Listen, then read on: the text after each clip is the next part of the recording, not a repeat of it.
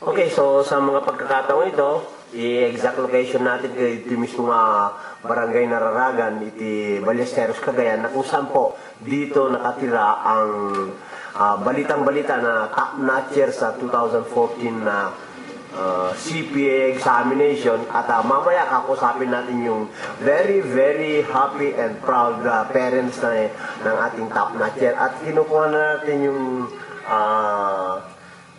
loob ng bahay mismo ng ating tinutukoy na top notcher. And I would like to congratulate kasama natin ngayon sa pagkakataon ito, ika-18 araw po ng October, and a very beautiful Saturday afternoon, ang very, very elated and glad father, okay, na si Sir Tony, Edgar Tacuboy, ang ating principal sa Nararagan Elementary School. At siyempre, babatiin natin siya ng tumataginting na congratulations, Sir Edgar. At kami po ay nagsadya rito sa pamamagitan ng facilities ng DZCV, Filipinas Broadcasting Network ng Tuguegarao City, upang alamin naman ano ang feelings ng isang magulang na ang ating anak ay naging sa buong Pilipinas siya number 1 top notcher with a score ang score ay 91.14%.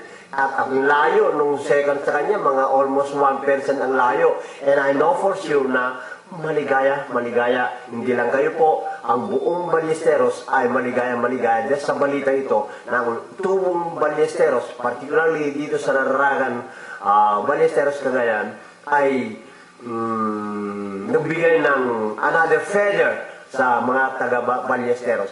Good afternoon, Sir Edgar, and batiin muna natin ang listeners natin sa DZCV Tuguegarao. Si Sir Edgar Tacuboy.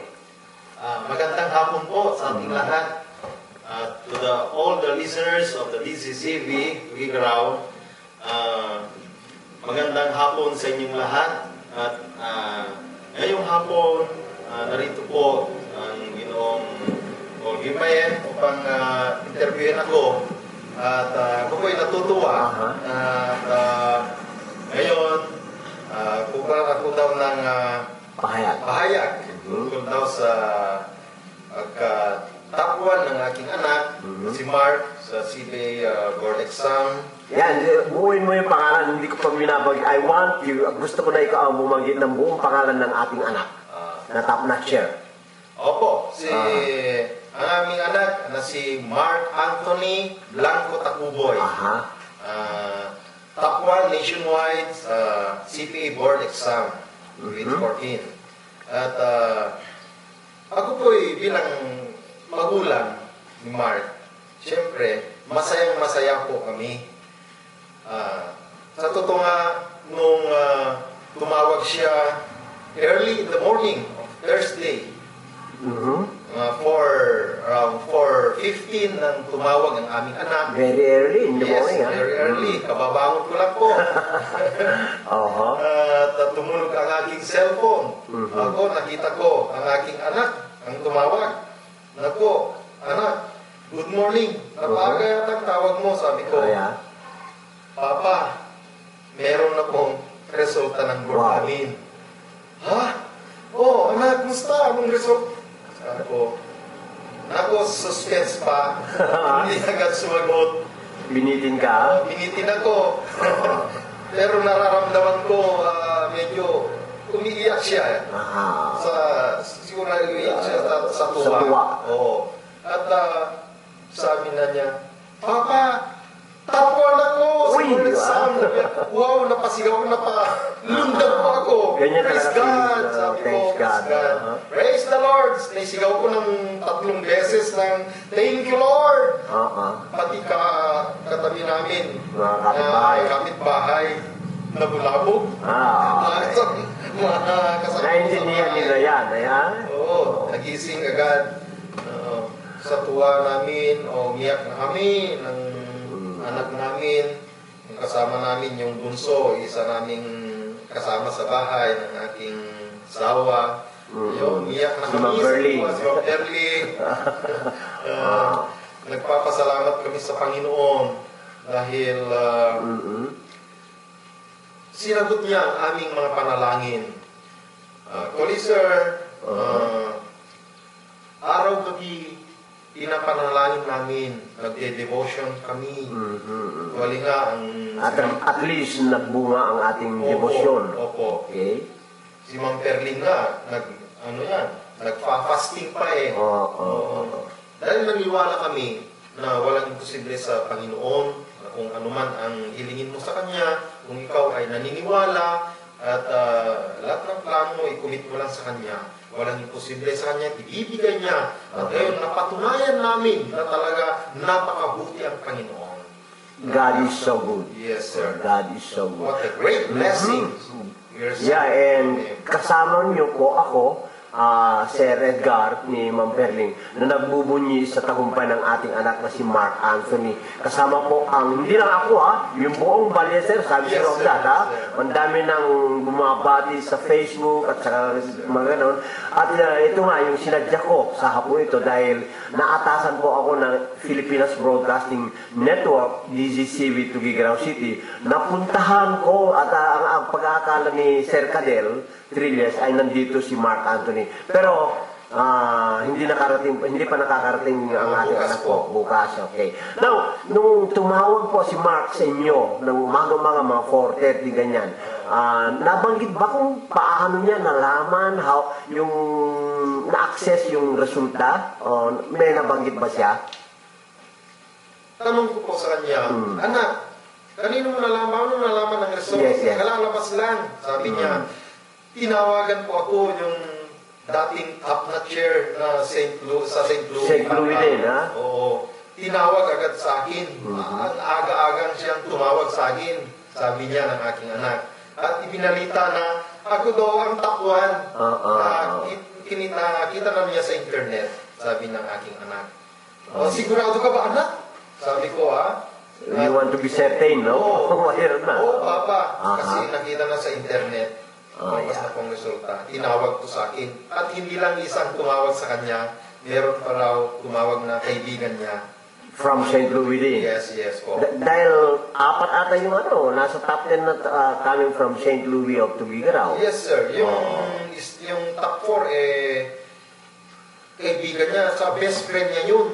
Kwarto pa niya sa apartment nila eh. Actually, kagabi, nag-text din yung top 4, si Maclean, Maguno. Top 4, ang best friend niya. Sabi niya, congratulations sir, at maraming salamat po. Yun ang text niya. Alam niyo po, napakalaki ang naitulong ni Mark sa akin para mag-top ako, sabi niya. So, I'm pretty sure, Sir Edgar, na si Mark ngayon ay very proud that only dun sa success na kanyang natamo, but he must be very proud because he had parents like Sir Edgar and Ma'am Perling.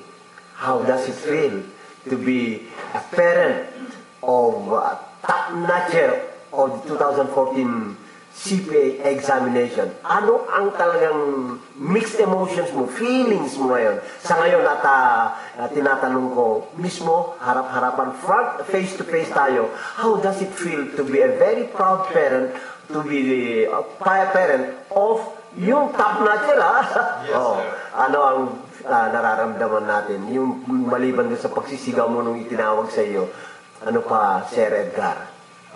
Yes, sir. Masayang-masaya po. Ako, ganito pala ang pakiramdam ng isang magulang, ng isang magaling na bata, naging top 1 sa board. Ako, ang saya-saya po, sir. Hindi ko maghirap ipaliwanag ang damdamin ko hanggang sa ngayon. Alam nyo, nung unang araw ng nalaman namin ang resulta ng board, lumuluha ako sa tuwa.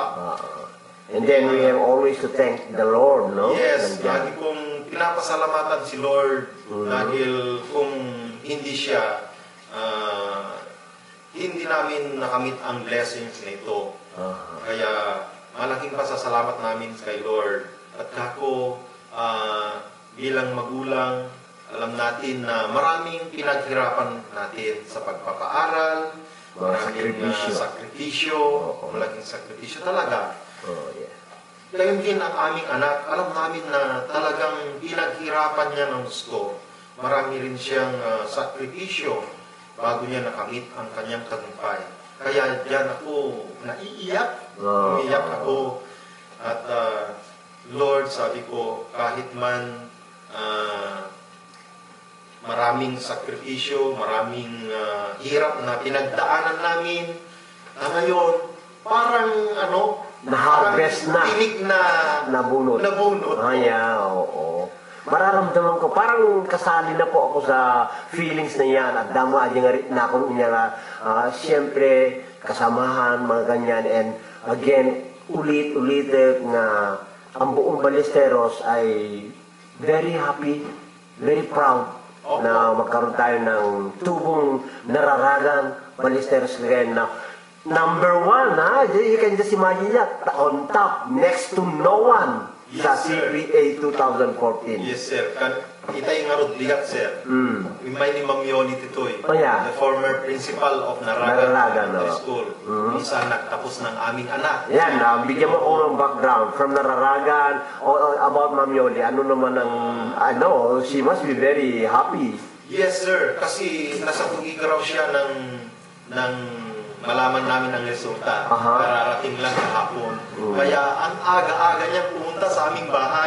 At kinongratulate kami. Ang saya-saya din niya.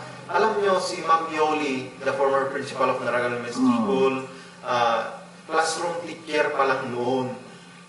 Nung nag-aaral dito si Mark, yes. Mismo teacher niya noon sa grade 6. Nag-under siya. So, Ma'am Yoli knows best yung caliber ni Mark Anthony. Yes, sir. I know, yung banggit ko na, maligaya rin yan. Oo, ang saya-saya nga niya. Then after dito sa Nararagan, saan nag-secondary, Sir Edgar? Sa bayan po, sa public high school po natin sa bayan. Which is almost 15 kilometers away from here, no? Yes, sir. Sa Ballesteros National High School. And siguro yung hirap ng biyahe niya, lalo na kung tag-ulan, I know, nakita ko yung daanan kanina, wala pa yung simentado dun sa Merangkis noon.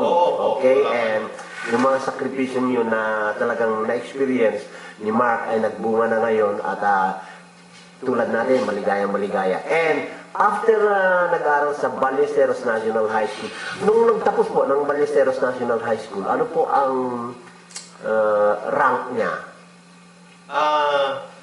Sa pagtapos niya sa high school, sir, he is the salutatorian. Salutatorian, yes. Okay. And you know, sir, he passed the entrance examination for UP, yung UP Diliman. Oo, UP Diliman. Dalawa lang sila nakapasa, yung valedictorian at saka siya na salutatorian. At gustong-gusto niya mag-aral sa UP. Sabi niya, doon ako mag-aral, sabi niya sa amin. Pero accountancy rin po ang kukunin doon sana. Pero, alam mo sir, ang course niya ay civil engineering. Sana. Hinayagan namin mag-aral sa UP. And you were able to encourage him na accountancy na lang, ganun ba? Or pinabayaan niyo siyang magpipili ng choice? Yes po. Pero ayon sa kanya, parang nung i-enroll daw niya ang accountancy, parang may doubt siya. Kasi yung first choice niya is engineering. Oo. Pero, maraming nagsasabi sa kanya, mas maganda siya yung accountancy para pag tapos ka dyan, kuha ka ng law, sasabi. And Aris, pati si Sir Ben, Mr. Kabudul, Aris noon. Kaya, yun, nag-decide na siya. Kung dito mo ako sa Tugigaraw mag-aral, kung hindi niyo ako payagan sa UP, sabi niya, sige, dito na lang ako sa St. Louis at accountancy na lang ang course ko, sabi niya. So, doon na nag-start, no? Yes, sir. Until such time na after a long period of time, eto na po yung na-harvest natin na inilocano ay apit tayo, napintas na apit niya. Okay, so Sir Tony, agyan naman amin din kaya naitin na detalye. I will be carrying back siguro at Anthony Mark Anthony Tita. Personal to mga sa sulat kanya na lagi in and out, how he did it, hindi nagigay sikreto na siguro strategy, so that makapagbigay po tayo ng advisory o kaya reminders sa mga katulad niyang nag-aaral na magiging successful in the future. Yes, sir. Magpapasalamat ako, Sir Tony, ako ng Sir Tony, Sir Edgar pa. Andyan ang palayaw ko, sir. We were used to that, we are fond of calling Sir Tony. Ito nagbago lang ang pangalan ni Sir Tony this year lang or last year? 2 years ago. 2 years ago na instead na Sir Tony na ang tawag is Sir Edgar Allan Poe Takuboy. And to Ma'am Perling, I have to once again congratulate you both and to all the relatives ninyo dito who again, Ballesteros is very proud of Mark Anthony Blanco Takuboy, top notcher of the 2014 CPA exam. And we shall wait. Antabayanan natin po ang pagdating niya, pupuntahan ko, babalik ako rito, Sir Edgar, kung pwede. Yes, sir. Okay. Thank you so much. And huling words natin po para sa ating listeners sa DZCV Tugigaraw, si Sir Edgar sa kanyang parting words. Yes, sir. Maraming salamat po sa inyo, sa DCCV. At binigyan po ako ng opportunity para makapagbigay naman ng pahayag tungkol sa aming anak at tungkol sa damdamin ng isang magulang, bilang magulang ni Mark na naging top 1 sa CPA Board Exam. Maraming salamat po sa ating mga tagapakinig. Maraming salamat sa inyo. Hindi lang tagumpay namin ito, kundi tagumpay natin lahat, ang buong Cagayan. Hindi lang buong Nararagan, hindi lang buong Ballesteros. Region 2 na yan. Region 2.